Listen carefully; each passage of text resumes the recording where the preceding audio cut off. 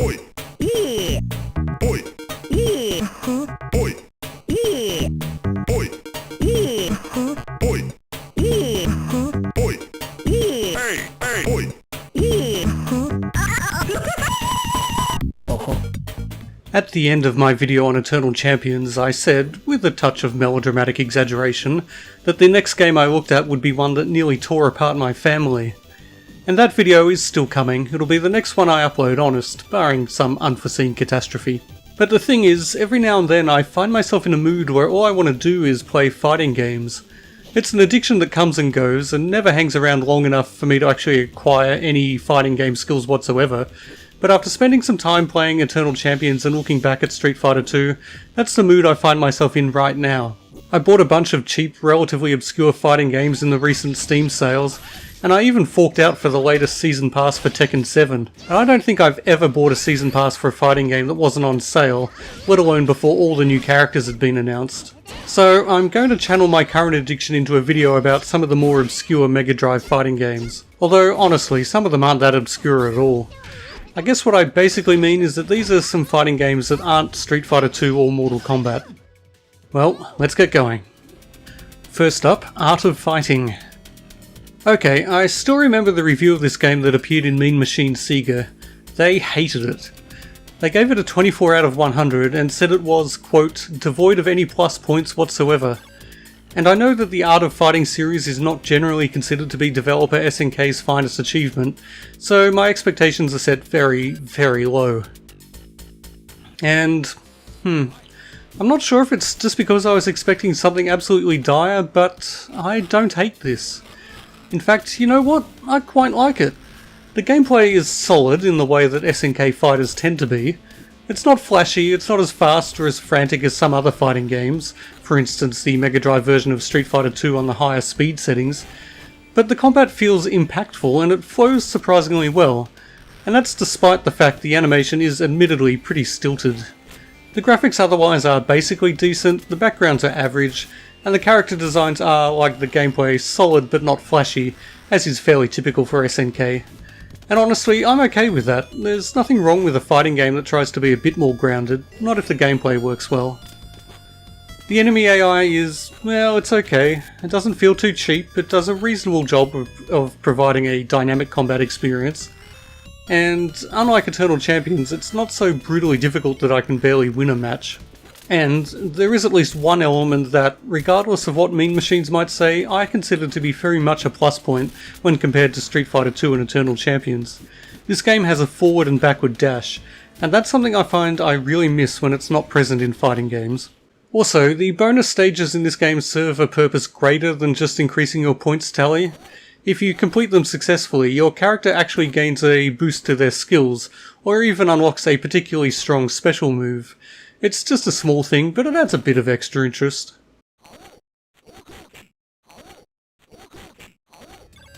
But, okay, there is one fatal flaw.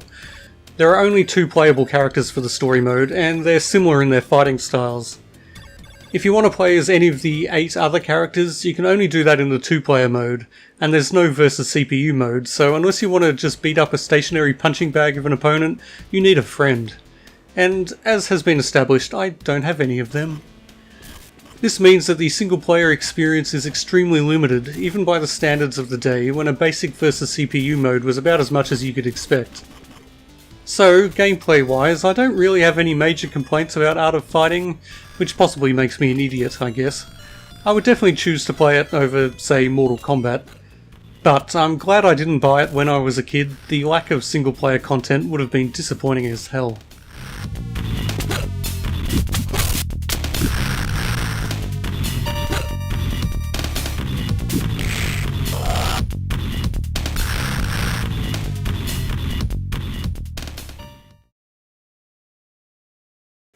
Rise of the Robots. Okay, this one isn't so obscure. In fact, Rise of the Robots is a notorious gaming failure. But maybe it's been unfairly maligned? If I can get enjoyment from Art of Fighting, a game that scored 24%, maybe I can see past its flaws and find something to appreciate? No. Now this is a game with no plus points. other than some technically impressive graphics. These character intros almost count as full motion video on the Mega Drive. But I really need to emphasize the word technically in the phrase technically impressive, because this game is ugly as sin, and no amount of ray tracing technology or quasi-FMV is going to change that. The gameplay is abysmal. The game, and I'm going to use that word again, is technically playable. I mean, you can press buttons and your character will do things, so there's that. But the attacks well, there's just nothing to them. Low, medium and high punch are all the same attack, it's just the speed that changes. Ditto the kicks. This is about as fun and dynamic as punching a brick wall embedded with shards of glass. The enemy AI is laughable. You can only play as the one character in the story and training modes. In fact, the training mode is really just a versus CPU mode where you can pick your opponent from the massive roster of 5. And the thing that possibly irritated me the most, when the training match is finished, you're dumped back to the Sega logo. No opportunity to play again or fight a different opponent. Nope, you might as well just reset the console. And it takes 20 long seconds to get back to the main menu, during which you have to listen to what I assume is supposed to be a heartbeat, but really just sounds like your own enraged blood pounding its way towards a migraine. Or maybe that's a stroke? Maybe I should seek medical help. Many of this game's problems can be put down to technical limitations, but making you pointlessly sit through 20 seconds of logos and irritating sound effects, that's just a bafflingly terrible design decision. Inexcusable. The two-player mode is just pointless. Player 1 is always the cyborg, the main story character. Player 2 can pick one of the other 5 robots, although apparently there's a cheat code to also play as the final boss of the story mode. This does not make for a fun or balanced two-player mode, which might have been this game's one saving grace. Instead, it's just a festering boil on a hairy wart surrounded by a suppurating wound. Anyway, I can safely report that this game is even worse than I expected. It's almost inconceivably bad. As a tech demo, it might have been somewhat interesting. As a full-price piece of crap masquerading as a game, it should have been illegal. Next. Dear God, please, next.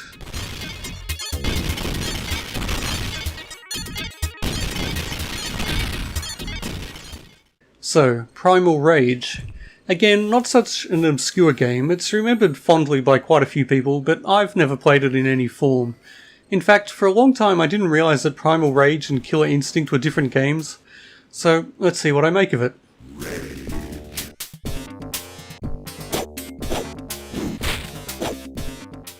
Okay, this is actually not bad. It controls fairly well, it's sufficiently responsive, and the movesets are pretty good. The special moves are kind of interesting. Instead of inputting movements on the joystick and then pressing a button like almost every other fighting game I've ever played, here you hold down buttons and then input movements. It takes me a bit of getting used to, but actually it seems to make the whole process a bit more lenient, a bit easier to use. This is kind of notable since special move input seemed a bit more finicky back in the 16-bit era. Anyway, I'm sure this little difference is unremarkable to many fighting game experts, but to me it's something of a novelty. Apparently the characters for this game were created from actual real-world clay models, which lends the game a very distinctive and quite appealing look. At least it does in the videos of the arcade version I've seen. Suffice it to say, this Mega Drive version has had to make some pretty drastic compromises on visual quality. The sprites are small and rather pixelated, and the backgrounds are downright ugly. The animation is actually not too shabby for the Mega Drive, but it's still been cut down a lot from the arcade version. Maybe the 32X version fares better? The 32X wasn't exactly a resounding success for Sega, but it was substantially more powerful, so let's see how it holds up. Well, it is an improvement, but not a massive one. The sprites are slightly larger and higher resolution, the backgrounds are a little less terrible, and there are a few more frames of animation in there somewhere, I think. It's kind of hard to tell. But the gameplay is just as good. Good, but, you know, not great. It's fine, it's a fun game. And I would have loved to have played it as a kid, thanks to the gore and the other more childish elements. This is a game where you can stun enemies by farting in their general direction, and you can perform a fatality by urinating on them, which strips away all their flesh and skin. Yeah, back in the day, I would have loved this. Now, of course, I'm far too mature to be amused by such things. Yeah.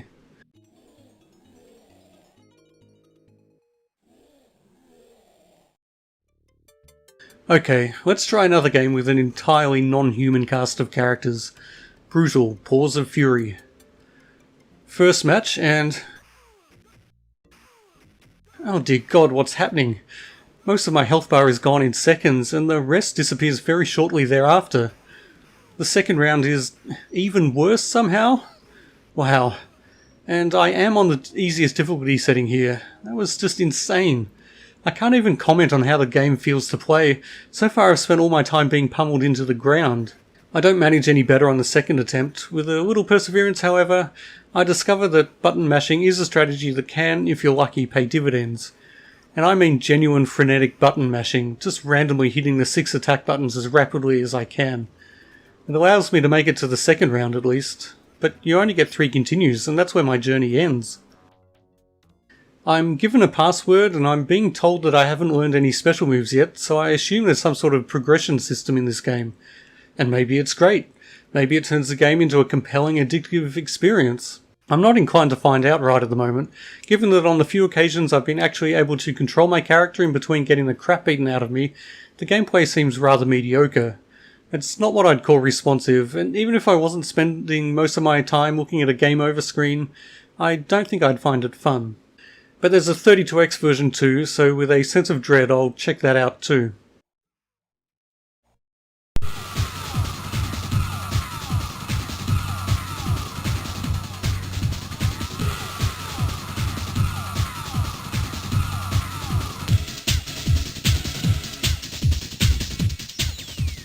Well, the music got a makeover, that's for sure. And since the music in the Mega Drive version was amongst the worst I've ever heard, that can really only be a good thing. Although, actually, this gets just as annoying almost as fast. Graphically, this is a definite upgrade. There are more frames of animation, but it's still kind of ugly. I like the classic cartoon style they're going for, but they haven't quite pulled it off. This is no Bugs Bunny. Not that I have time to drink in the artwork. I get demolished just as quickly as in the Mega Drive version.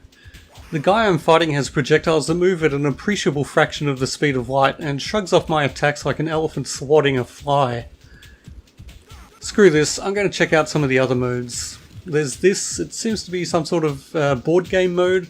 You place your pieces and then get into the combat, but...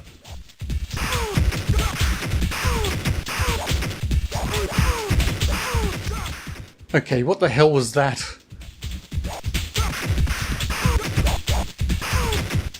And what the hell was that? Okay, I give up. Seriously, on to the next game. Clay Fighter. This is a game I was aware of, but I always associated it with the Super Nintendo. I didn't know there was a Mega Drive port. Anyway, like Primal Rage, it features sprites based on clay models, but on the whole I think it's somewhat inferior to that game. I'd argue that the characters are more interesting in this one. I particularly like the Blob, who changes his entire form based on what action is performing, but the gameplay is rather more sluggish and unresponsive. You can increase the speed, and that helps somewhat, but there's still a feeling that your controller inputs are being conveyed to your on-screen character through a system of ropes and pulleys rather than electrical impulses. Despite the outlandish characters, the combat is actually fairly traditional fighting game fare, and is fundamentally solid. If the controls were a bit more responsive, I'd say this was a worthy example of the fighting genre, gameplay-wise at least. Graphically, it's pretty ugly. This is partially intentional, as the characters are clearly designed to be grotesque rather than lithe, athletic, superhuman fighters. And that's okay, I have a fondness for the grotesque, but there's a fine line between appealingly disgusting and just plain unappealing, and some of the characters fall well short of that line. The backgrounds are pretty abysmal, there's zero artistry to them. They mostly look like something created in MS Paint and then daubed with a colour palette chosen by a blind Doberman. Ultimately though, I do kind of think there's a gap in the modern market for some sort of claymation-based fighter. Apparently there was going to be a reboot of Clay Fighter, but it was cancelled a few years ago. Shame, really.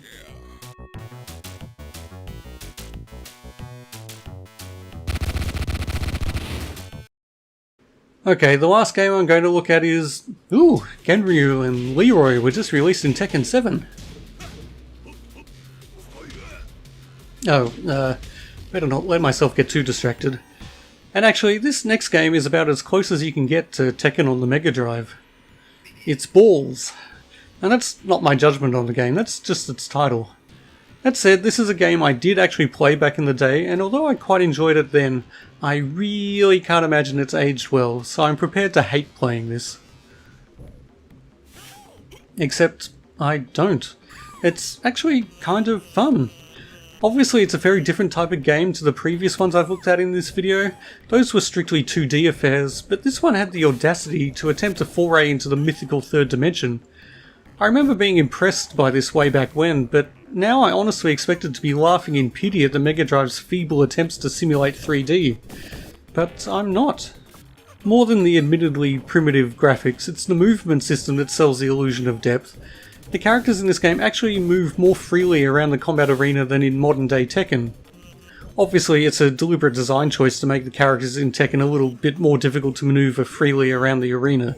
If it was too easy to run around evading your foe, that would make for a very different sort of game. But here, it works surprisingly well. The combat itself is quite basic, but also works well. There's just a punch button, a kick button, and a jump button. Having a jump button is quite unusual for a fighting game, but it's a good choice here, as the joystick is required for the free movement system. The graphics are, well again, they're a long way from anything you'd see in a standard fighting game, but I have to say they do a good job. Considering each character is just made up of a couple of dozen, well, balls, the animators have managed to pack in a remarkable amount of character. The clown is obviously a clown, the ballerina is clearly a ballerina, and the caveman, well, the caveman could possibly be a baseball player, but once you see that his name is Kronk, you probably get the idea. Nevertheless, there's no getting away from the fact that Balls is a relic of the past. It's nowhere near as cringe-inducingly primitive as I expected it to be, but now we have these wondrous little miracles known as polygons. This game's ball-based universe is definitely obsolete. I offered the opinion that there was room in the fighting game market for a claymation-based game, but it's fair to say that a game where all the characters are nothing more than round sprites would be basically pointless. Time for a quick addendum. Under extreme duress, I persuaded one of my fellow doddering old men to spend a bit of time trying out the two-player modes of a few of these games.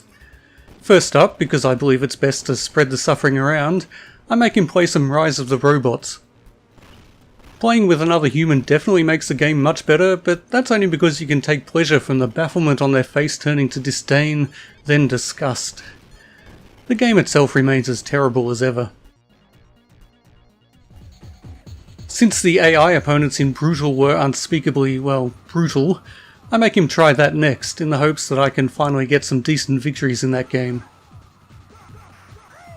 But somehow he manages to beat me 3-1. Maybe I'm just really terrible at this game, like even more terrible than I am at most games? Then we move on to Clay Fighter, and somehow the button mashing bastard beats me again in the first match. I mean, I'm button mashing too, but I'm doing it with style, with flair, with élan.